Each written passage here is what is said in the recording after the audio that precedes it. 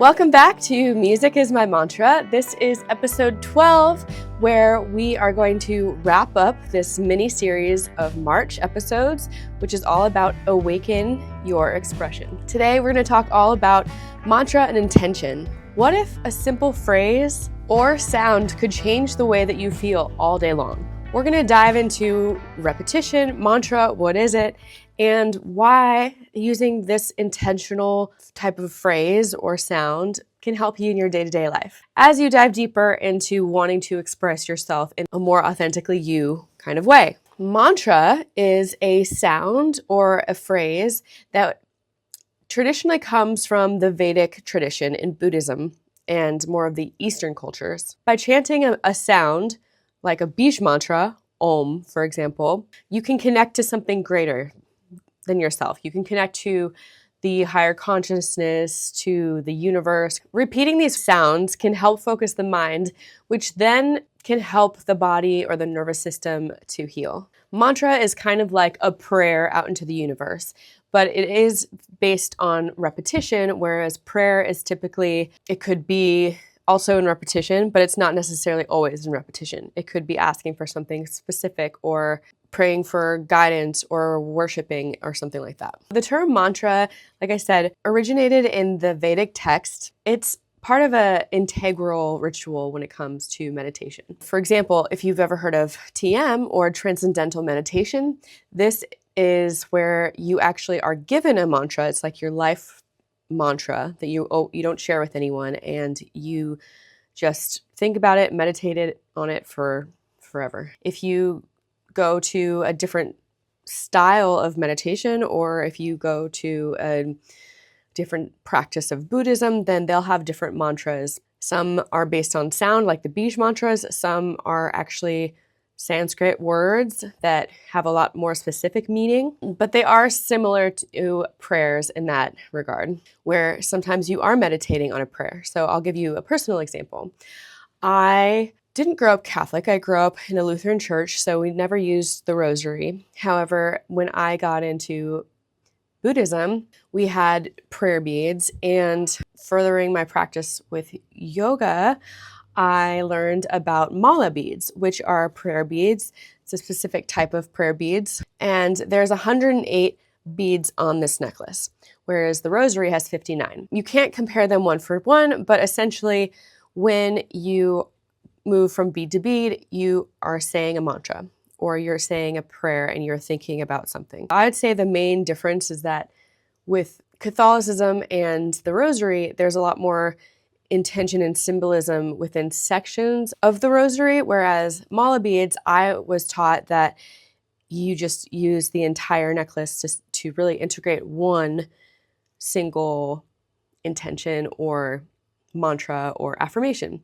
So for example, mine was I am enough. This was a really powerful transition for me because I came from a broken home and I always believed that I wasn't good enough. I didn't have enough time. I didn't have enough money. I wasn't enough. By changing the narrative in my mind that my brain would always find default patterns of finding me not having or being enough, I would take time to intentionally say, I am enough with these mala beads, and slowly but surely this mantra would come up. So I could identify where my mind was starting to stray and come back to my awareness and change the narrative from I don't have enough, I am not enough, to I am enough. And when you start to think about negative things or tell yourself negative things about yourself, you get into this negative spiral. So by noticing when you start to go there and changing the voice inside your head to something positive, you can totally change your life that way. For me, a mantra is something that you have to have intention with because you do come back to it. But it's also one of those things like music where if you practice it enough, it becomes second nature that you're able to switch from one way of thinking to the other because you've practiced into this new way of thinking. And scientifically speaking, you're literally making new brain synapses, new connections in the brain when you start to practice these positive affirmations. I believe I've mentioned it in one of the past episodes, but positive affirmations don't always work. If you put, I want a Ferrari on your fridge, I deserve a Ferrari, I now drive a Ferrari, like something like that, you might get the Ferrari one day. But you have to start with recognizing your mind and the beliefs that you already have so that you can shift them into the beliefs and becoming the person that you want to be, to then be able to get and drive the Ferrari. For example, I am enough.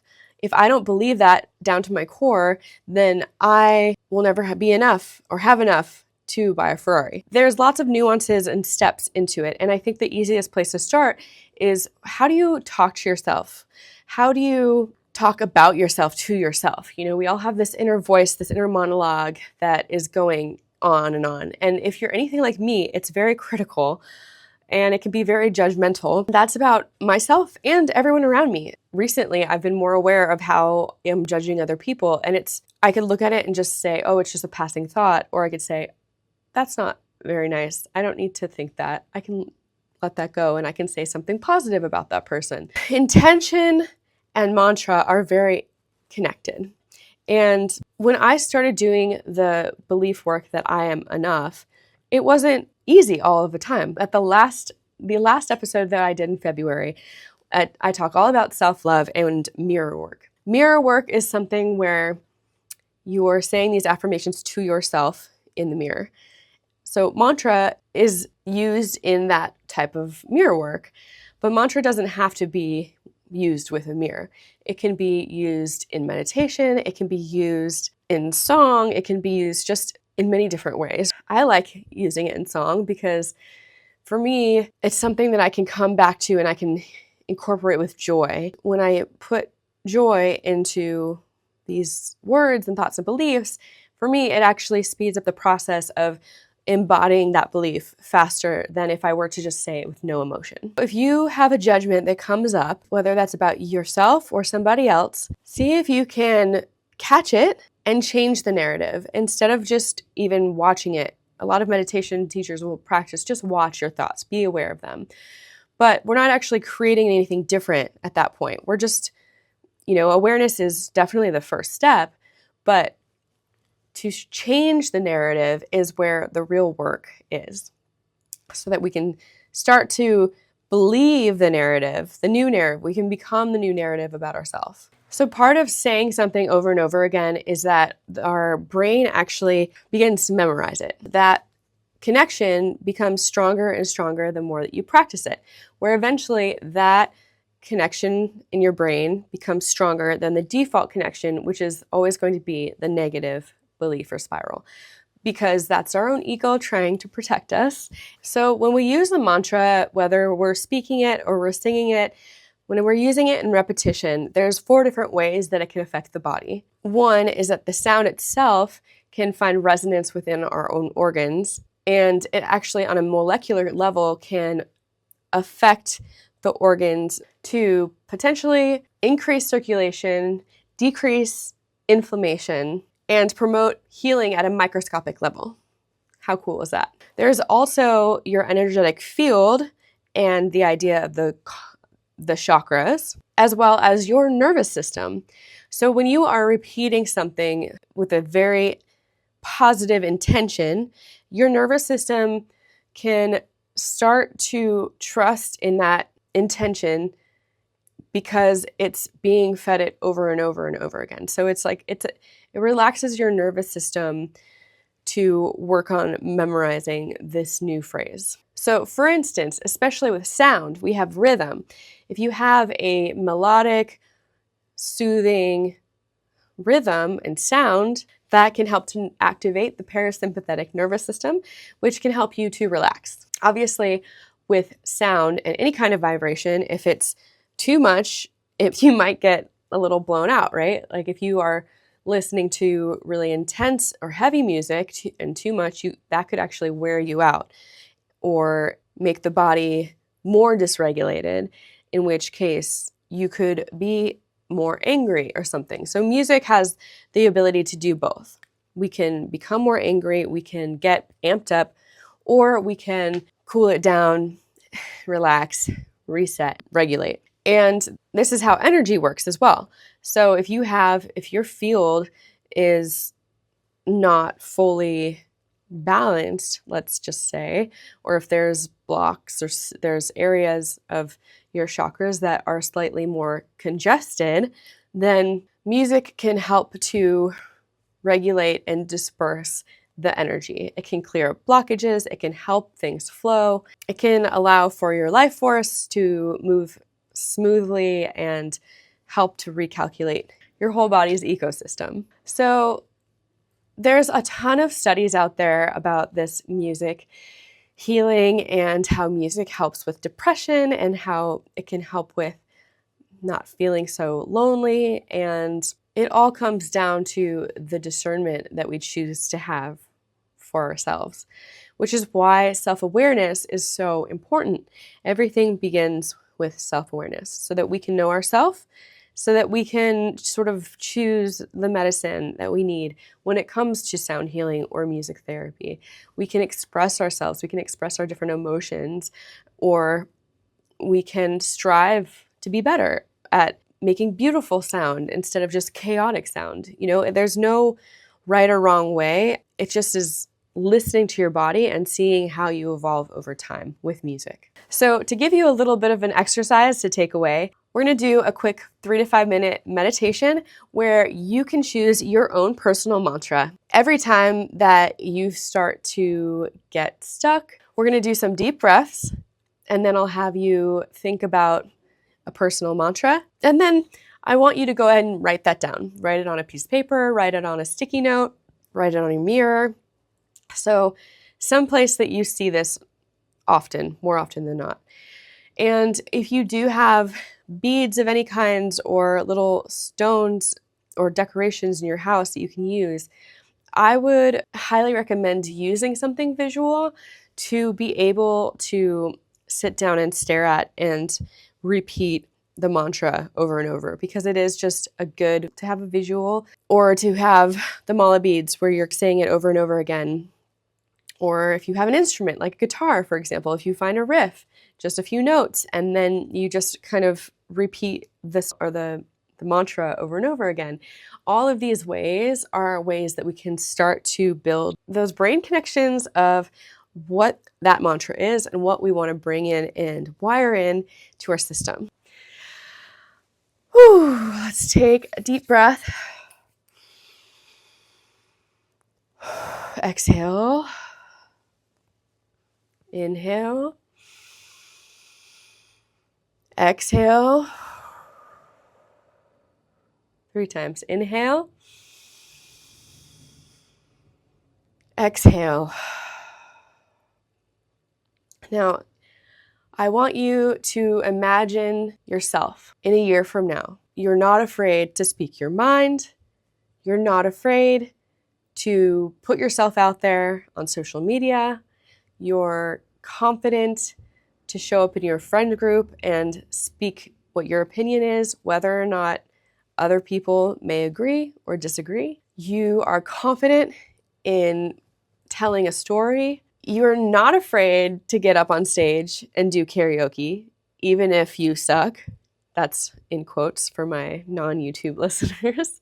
You are just doing you and making sound, and you are happy with who you are. Now, if there was one mantra that came to mind, if there's one word that can encapsulate this version of you, what is that word? And it helps, it might not be, it could be, I am enough. That's a nice, simple one that I feel like we all need to master, honestly. But it could be, I am compassionate, I am patient, I am dedicated, I am devoted, I am resilient. Descriptor words are great. However you want to say it. It could be something more tangible as well. But I really like to use these character traits because I think it's something to strive towards. So think of your word, think of your affirmation with that word, and take a minute here to write it down. If you have your phone, you can write it in your phone note section. You could text it to your best friend, but really this is for you, so don't worry about sharing it. Just write it down somewhere. And now, every day this week, I hope that you can come back to this mantra, and even just for a minute a day, just find a rhythm and start repeating it, Find something visually to reference, like, okay, there's 3 speakers right here. I am wise, I am wise, I am wise. I am wise, I am wise, I am wise. I am wise, I am wise, I am wise. Something so simple like that. This repetition process may seem very basic, but everything in life starts with these small steps to turn into something much greater and much more worthwhile. So a few practical ways that you can use this also in day-to-day life. When you wake up in the morning, that's a perfect time to use a mantra, and especially with something like a song, you could even just take a song that you like and put your mantra into the song. So sing along to the song, but with your own words of your affirmation. This is something that the music helps to evoke that emotion. So again, with the emotion, you'll see results faster than if you were to just say it on repetition with no emotion. If you are finding that you're having a stressful day or a stressful moment, you can step outside and let some of that stress go by speaking your mantra out loud. And this will help to ground you, and it'll help to anchor in this positive trait or characteristic that you want to be as you're in this tricky situation. Now, if you practice going into these emotions, feeling into these characteristics that you want to become, when you're in that relaxed state, it'll anchor in even quicker. That's why first thing in the morning and right before you go to bed are super important, because that's when your theta brainwave kicks in. That is essentially the brainwave that we are stuck in between 0 and 7. That's why we're so impressionable, because that's sort of like the learning brainwave. When your brainwave during the day, it's more of like a doing brainwave, for not using technical terms, right? Whereas you can think of maybe theta brainwave as more of a receiving type of brainwave. One last way to integrate mantra into your daily life is to create a little personal ritual around sound. What I like to do is, especially as I'm just winding down for the day, I turn the lights down, which helps your mind start to relax. And then I put on some mood lighting. I might light a candle. I play my singing bowls for a little bit, and I do some breathing, I do some stretching, and that helps me to get into the space of wanting to sing, because then it's like I just feel like I am safe and protected, and I might be tired, but I'm already relaxed enough where I'm just releasing whatever else it is that I need to release through sound. Thank you for listening to our very last episode of our mini-series, Awaken Your Expression. I hope that you got through all of our episodes this month and you learned so much about yourself, your own nervous system, and your personal awareness of such, and how music can be an incredible tool to play with and to move your wellness transformation forward. If you found these episodes interesting, but you still want more, check out my Awaken Your Expression journal. It's the best way to digest these episodes from March and really embody this new self-aware version of yourself. I've got journal prompts. I even recorded a special meditation that will go in with all 5 episodes that you'll get with the guided journal. And if you want something that's a little bit more in real life vibes, then check out my class every Tuesday, Vocal Alchemy, where we create a safe and supportive container to practice singing and to practice using your voice, to awaken your expression through sound, and to really just learn to better regulate your nervous system so that you can be more confident and find more joy in your life daily. Thank you so much for listening. We'll see you next week on Music is My Mantra. Until then, stay healthy, wealthy, and wise. Bye.